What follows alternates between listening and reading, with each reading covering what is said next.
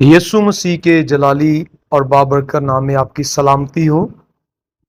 دوستو، آج ہم بائبل کی ایک بہت اہم اور طاقتور کتاب یعنی سیموئیل کی کتاب کے بارے میں مکمل تفصیل جانیں گے۔ یہ کتاب ہمیں خدا کے نبی سیموئیل، بادشاہ ساؤل اور بادشاہ داؤد کی حیرت انگیز کہانی سناتی ہے۔ سیموئیل کی کتاب اصل میں دو حصوں پر مشتمل ہے، پہلا سیموئیل اور دوسرا سیموئیل۔ یہ کتاب ہمیں سکھاتی ہے خدا اپنے بندوں کو کیسے چنتا ہے، کس طرح وہ فرما بردار لوگوں کو برکت دیتا ہے اور نافرمانی کرنے والوں سے اپنی برکت واپس لے لیتا ہے۔ کہانی کی شروعات میں حنا نامی ایک عورت سے ہوتی ہے۔ حنا بانجھ تھی اور اس کے دل میں بہت غم تھا اور وہ غمگین تھی۔ خداوند کے حضور رو رو کے دعا کرتی تھی، اے خداوند، اگر تو مجھے بیٹا دے گا تو میں اسے تیری خدمت کے لیے وقف کر دوں گی اور تیرے ہی گھر میں اس کو چھوڑ کے جاؤں گی۔ خدا نے حنا کی دعا سن لی اور ایک بیٹا عطا کیا جس کا نام سیموئیل رکھا۔ جب سیموئیل بڑا ہونے لگا تو حنا اپنا وعدہ پورا کیا اور اپنا دودھ چھڑوا کے اسے ہیکل میں ایلی کہن کے سپرد کر کے چلی گئی اور خداوند کی خدمت کے لیے چھوڑ دیا۔ ایک رات خدا نے سیموئیل کو بلایا۔ پہلے تو وہ سمجھا شاید ایلی کہن نے پکارا، کہتا جی میرے آقا۔ پھر دوسری دفعہ آواز آئی، کہتا ہے جی میرے آقا۔ ایلی کہن جانتا تھا کہ سیموئیل کو خدا پکارا ہے۔ ایلی کہن نے کہا، بیٹا اب جب آواز آئے تو کہنا خداوند میں حاضر ہوں۔ لیکن پھر اسے معلوم ہوا خدا اس سے بات کرنا چاہتا ہے۔ یہاں سے سیموئیل کی نبوتی خدمت کا آغاز ہوا۔ سیموئیل اسرائیل کا ایک عظیم نبی، مصنف اور روحانی رہنما بنا۔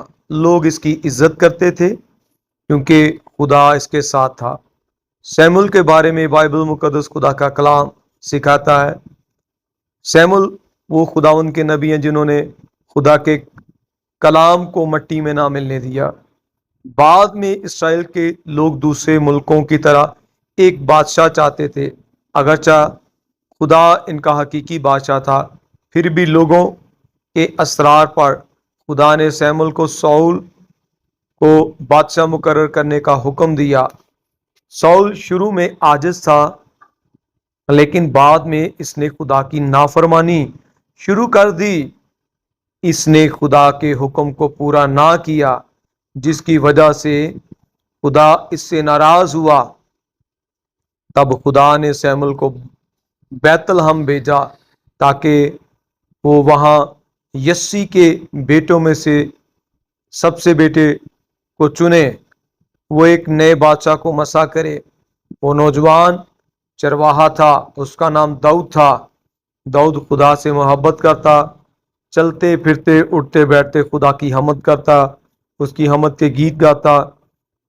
اسی داؤد نے جاتی جولیت جیسے دیو ہیکل پہلوان کو خداوند اسرائیل کے خدا کے نام سے شکست دی۔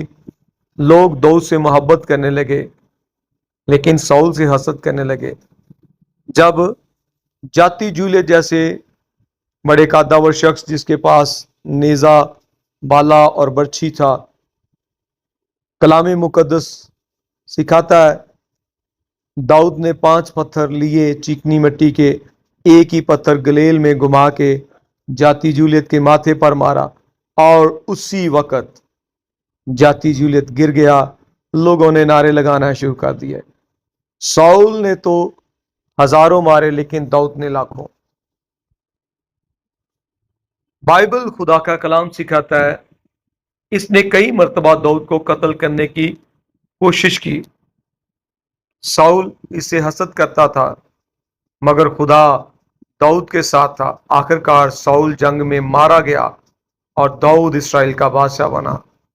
داؤد نے یروشلم کو مضبوط کیا اور خدا کی عبادت کو فروغ دیا، لیکن داؤد نے بھی کچھ غلطیاں کی۔ اس نے بتسبا کے معاملے میں گناہ کیا مگر اس نے سچے دل سے توبہ کی، خدا نے اسے معاف کیا کیونکہ داؤد کا دل خدا کے حضور میں جھکا ہوا تھا۔ سیموئیل کی کتاب ہمیں یہ ایک عظیم سبق دیتی ہے۔ خدا دعا سننے والا خدا ہے، فرما برداری قربانی سے بہتر ہے۔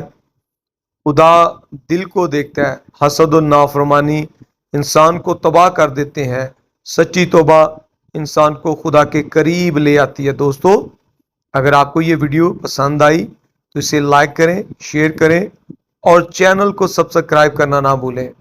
میں ہوں آپ کا خادم، آپ کا دوست، آپ کا بھائی pastor Isaac Mahmood, PIM Ministries۔ God bless you.